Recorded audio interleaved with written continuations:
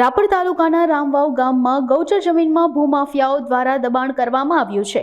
તેથી રામવાવના ક્ષત્રિય યુવાન દ્વારા ભચાઉમાં પ્રાંત કચેરી પાસે અનશન શરૂ કરવામાં આવ્યું હતું।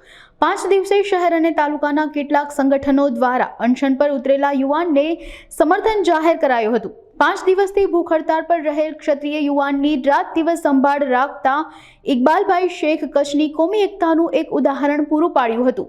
તેમજ ભૂખ હડતાળના 5મા દિવસે આરોગ્ય ચેકઅપ કરાયું હતું। મારું નામ એડવોકેટ તેજસ દેવરિયા છે। હું આમ આદમી પાર્ટી જિલ્લા પૂર્વ કચ્છ પ્રમુખ છું।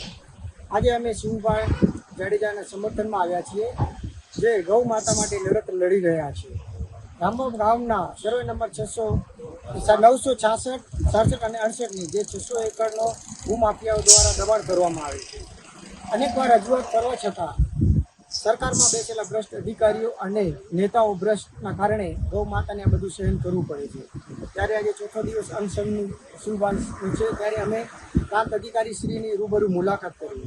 ત્યારે પ્રાંત અધિકારી સાહેબે અમને આશ્વાસન આપ્યું કે ભાઈ ટીડીઓ સાહેબને કીધું છે કે સ્થળ ઉપર તપાસ કરે અને આવતા 2 થી 4 દિવસની અંદર તેની તપાસ કરવામાં આવશે।